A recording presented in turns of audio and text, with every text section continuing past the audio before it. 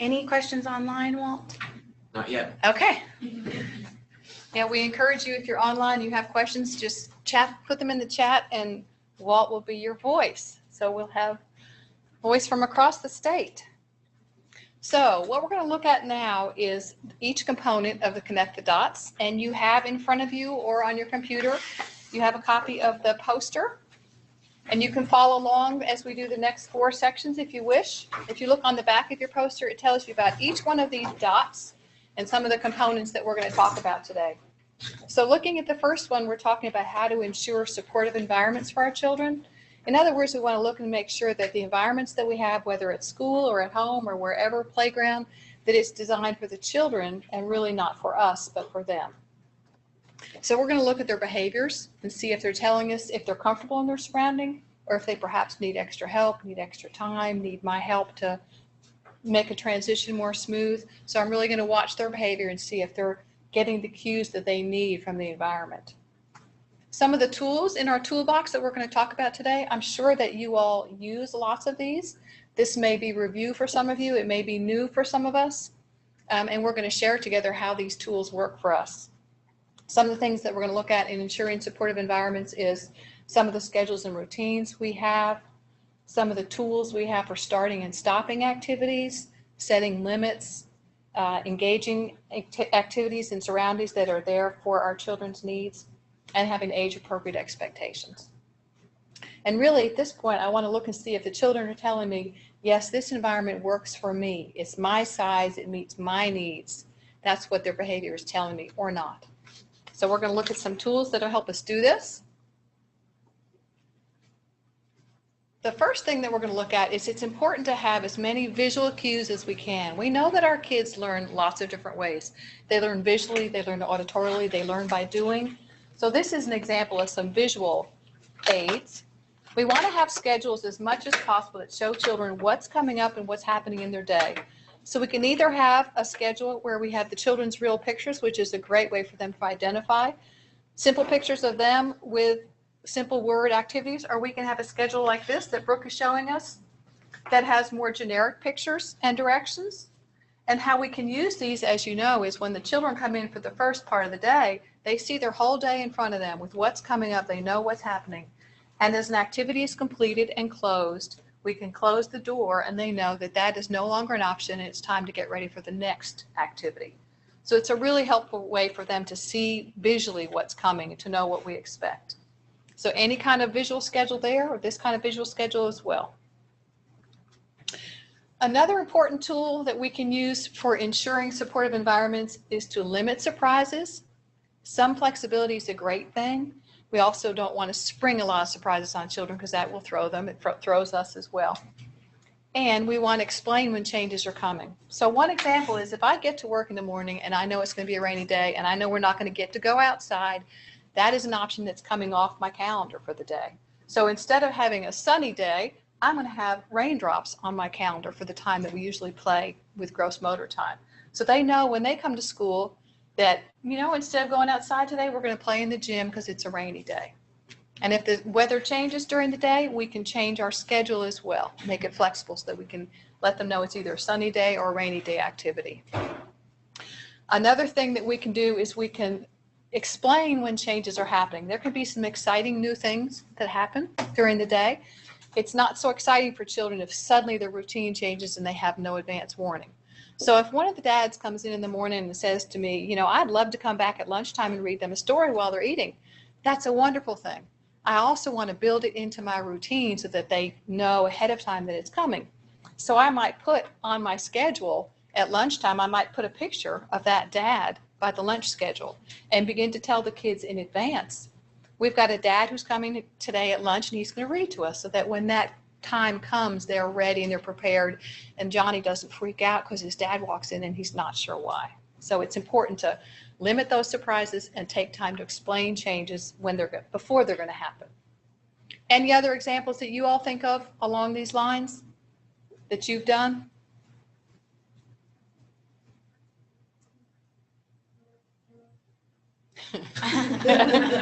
Dave might have one. Here's another thing that we know with children and routines is that transitions are a really challenging time, social emotional skill development that doesn't happen naturally. So when children first come to school, they're being expected to follow a lot of different routines and change from activity to activity. And that's something that they need our help learning to do. There's several components to transitions that we're going to talk about in practice today, and Brooke is going to be our student now. She's going to play with some blocks and we'll talk through some examples here. We know with transitions that it's important to have several different components. We want to first give a countdown and let them know how many minutes are left until we're going to make a change. We want to give clear expectations of what we expect in their behavior. We want to give them visual and audio reminders without nagging, okay, but just periodic reminders. And then we want to give them praise when they're doing a good job. So let's walk through some of those examples with Brooke, and I'm going to give a couple of examples and ask you guys to say which one of these components that might be. So as Brooke is playing with her blocks, I'm going to say, Brooke, in 4 minutes, we're going to clean up our blocks and get ready to go to lunch. What's that an example of? And online folks, feel free to enter in the chat as well. It's a countdown. Yep. Anything else that it might be? Clear expectations. Right. Countdowns and expectations. Right. So. An audio reminder. And audio reminder. That's right. So one thing I might say to Brooke now is I've got this safe zone tray. This helps her keep her material safe. And now I might, when it's 2 minutes to go, I might say, Brooke, it's 2 more minutes till we go to lunch. You've got this safe zone tray where you can keep your blocks when we're going to lunch and no one will mess with your toys. What's that an example of?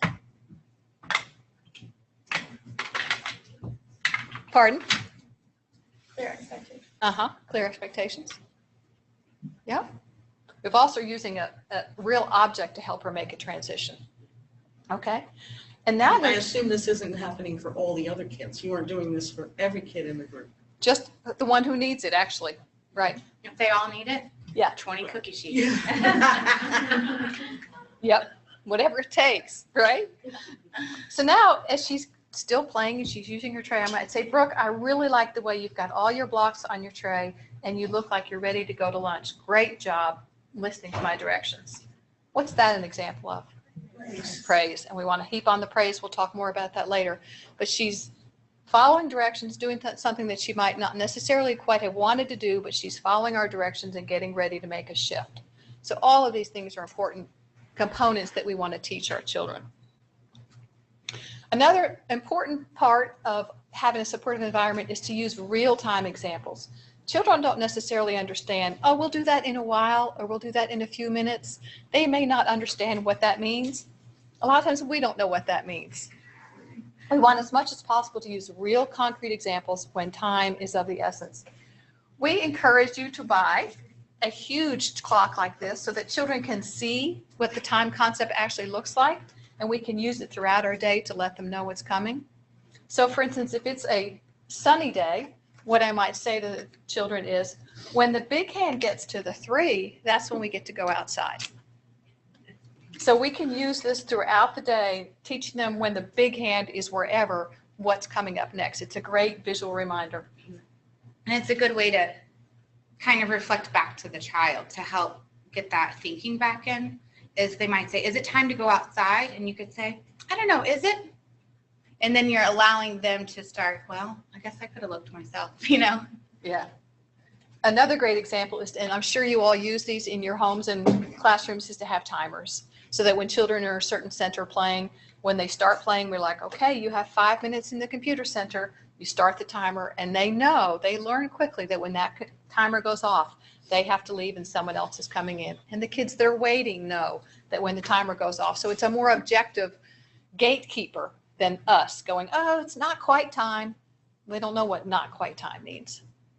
So those are just some ways that we can. Move your mouse hovering over that. Oh, okay. So in other words, if I need to really figure out if my classroom is supportive, providing a supportive environment, really a way to check it is to get on my knees and walk around and see what they see.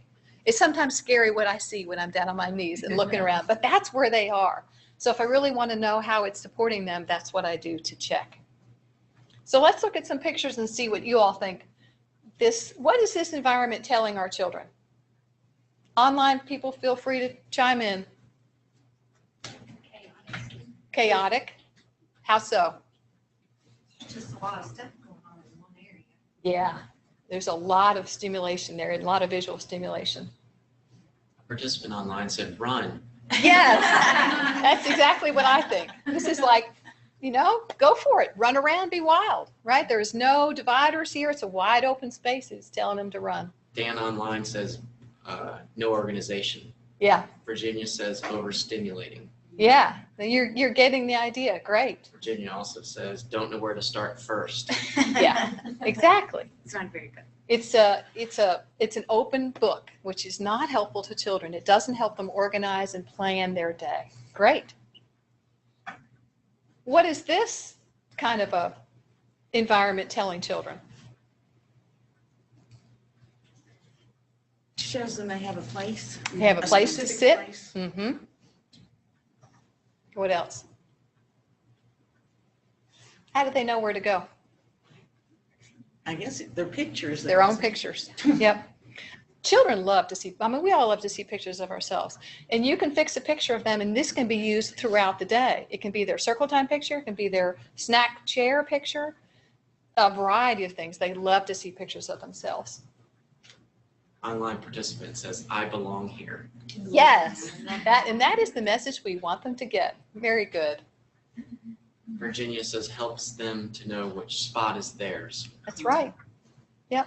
Everyone belongs and everyone has a spot. That's important for our children to feel that. What is this picture telling them?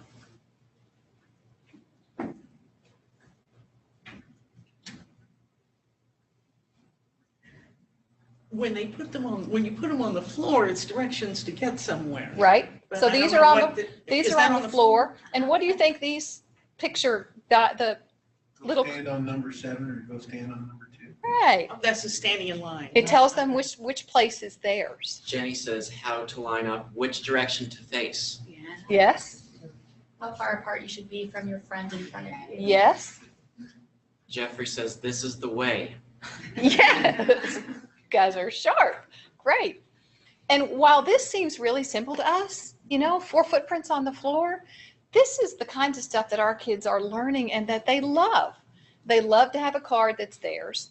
They love to have a different color, a different number. They're learning their numbers. They're learning sequences. There's lots of things that they're learning here that we think are fairly simple, but it really makes their life simpler. They Good probably job. colored those pictures too, right? They might have colored those pictures. I bet Brooke colored them. We'll talk about that in just a minute. Because she happens to love coloring. You'll find that out. So what does this picture tell them? 2 more people can play. It's 2 more. their size. Uh-huh. It's their size. 2 more can play. But when there's no more room, there's no more room. Right. When we get to 4 kids, when every square has a body, it's closed. Online participant says, squares indicate where to stand. Yes. Yes. Good job. And with little children, especially really youngsters around a sensory table, that can get really crowded really fast, especially if you roll out something new and exciting, and you can have pandemonium with a lot of kids in a small space. So this helps it stay more calm. An online participant says, teacher doesn't have to make those decisions, the child can visually see. Yeah. Absolutely. That was from Rachel. Good job. What does this picture tell? What's the message here?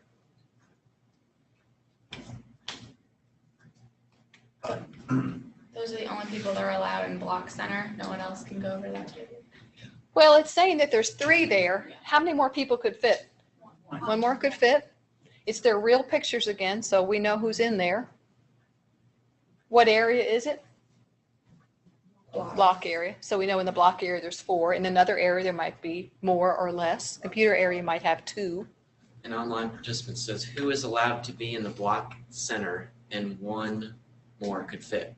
Yes, exactly. Good job. You guys have this. Now, are you saying the children are actually putting their pictures Yes. in here? Well, it depends on your classroom. It depends on your children's ability. In some classrooms of older children, older preschoolers, they could do that themselves. In some classrooms, they'll need help. just telling me where they want to go, and I'm going to help them put their picture there. So it really depends on the children's understanding level. I was thinking, it would be hard for the child maybe to remember to take their picture off and go to the next place. Some children will need more help than others Yeah. using that system. Yep, good point. All right. So just to review some of the things that we've talked about with ensuring supportive environments, we want to use those visual daily schedules. We want to limit surprises, recognize that transition is a challenging skill, use real-time prompts, and have visual cues and auditory cues as much as possible. So now we're going to practice. You all are going to practice some. All right.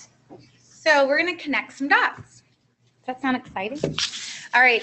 Everybody here, sorry, online, has these really cute, fun dots. So I want everybody to grab the red one.